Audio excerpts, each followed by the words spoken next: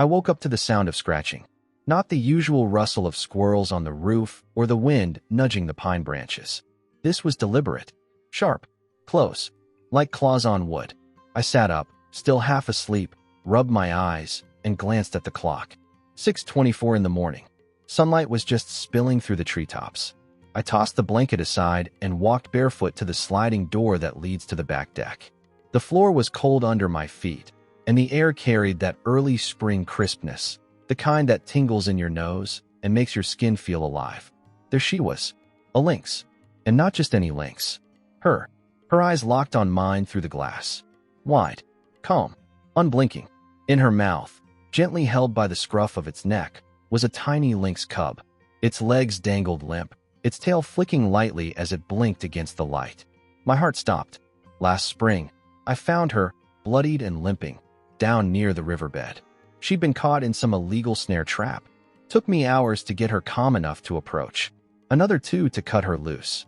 I thought she'd bolt right after, but she didn't. She limped behind me like a stray cat all the way back to my cabin. I patched her up, fed her, talked to her like an idiot, called her Bella. She stayed for 3 days. Then one morning, she was gone. Now she was back, and not alone. I slowly slid open the glass door. She didn't move, just walked past my feet, silent, and placed the cub on the carpet in front of the fireplace. Then she turned and trotted back out. What the hell?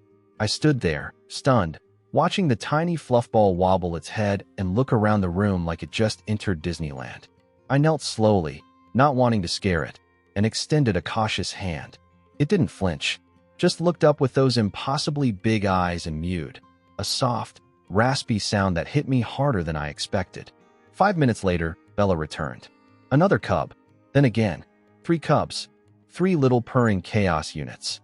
And then Bella sat just outside the door, tail curled, staring at me like it was my turn to do something. They were hilarious. Within the first 10 minutes, one of them had discovered my laundry basket and dragged out a sock 3 times its size. Another tried to leap onto the sofa and failed gloriously, toppling over backward. The third found the doorstop and decided it was an enemy that needed to be slapped into submission. Bella didn't come in. She just lay on the deck, eyes half closed, breathing slow. She was exhausted. Her ribs showed slightly through her fur, and I noticed a patch of missing hair near her hip. She had clearly been through a rough time, yet she remained composed, graceful, and aware. I didn't have a plan. What do you do when a lynx entrusts you with her kids? Call animal control? Hell no. Put them back in the forest? Not when she brought them here. So I did what felt right. I grabbed the largest bowl I had, filled it with raw chicken from the freezer, thank God for Costco bulk packs, and placed it just outside the door. Bella ate slowly, then turned and padded off into the trees. The cubs stayed. They ate, slept, climbed everything. One of them somehow managed to open the cabinet under my sink. Another peed in my slipper. I should have been panicking, but I couldn't stop laughing. I set up my GoPro. Might as well document the chaos. I emailed a few clips to my friend Paul, a wildlife videographer. He replied in all caps, "Dude, that's National Geographic level content. Keep rolling." Over the next few days, Bella would return around dusk. Sometimes she'd come with a rabbit or a squirrel and drop it by the steps. She never came all the way inside again, just watched. It became a routine. I fed them breakfast, tiny meatballs made from ground turkey and rice. They'd nap in a pile near the fireplace, looking like a fuzzy throw blanket with ears. By afternoon, they turned into acrobats, turning my living room into a jungle gym. I even caught one trying to climb the bookshelf, knocking over a framed photo of my parents in the process. Then on the 4th morning, one cub didn't wake up with the others. I looked everywhere. Under the bed, behind the woodpile, in the storage bin on the porch. Nothing. Bella arrived late that day. When she saw only 2 cubs, she paced, sniffed the corners, whined. Her tail twitched erratically, and she kept looking toward the woods. Something was wrong. I threw on boots, grabbed my jacket, and walked toward the ridge behind the house. It's dense there, full of fallen logs and underbrush. I called out, not that I expected a baby lynx to respond. An hour later, I heard a tiny yowl. It was faint, broken. I pushed through the thicket and found him, stuck between the boards of a collapsed shed from some abandoned campsite. His leg was tangled in old fishing line. He was shaking, It took everything I had to get close without scaring him more. I talked the whole time, soft and low. "It's okay, buddy. I'm here. We'll get you home." When I carried him back, Bella was waiting. She stepped forward, slow, ears back, but she didn't growl, just watched. I gently placed the cub down on the blanket in front of the fireplace. Bella walked up to me. Her nose touched my arm. Not a bump, not a push, just a moment. And then she walked to her baby and curled around him.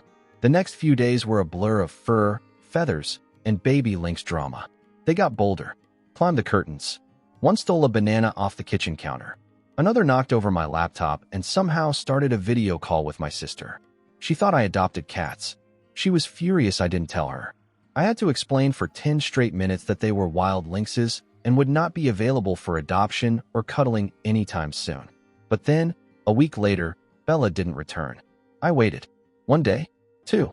The cubs grew restless, started pacing, whining. On the third day, I heard a rustle out back and found Bella lying under the old maple tree. She was breathing, but slow, shallow. Her side was scratched badly. Looked like a fight. I wrapped her in a blanket, carried her in, cleaned the wounds. Same as a year ago. I stayed up all night with her. I brewed tea for myself, kept warm towels near her body, and whispered anything I could think of to keep her hanging on. I even read aloud from an old mystery novel, just to keep my own mind from spiraling. She made it. She stayed another week. I noticed her grow stronger by the day. Her eyes grew brighter, her posture more alert. The cubs sensed it too. They played more calmly when she was around, almost respectfully, like they knew their mom was healing. And then, one bright morning, I opened the door and they were gone. No goodbye, no trace, except for the chaos, the memories, the scratches on the couch, and one tiny paw print on my glass door I never wiped off. I don't know why Bella brought them to me, but I'm glad she did, and I still can't find my left slipper.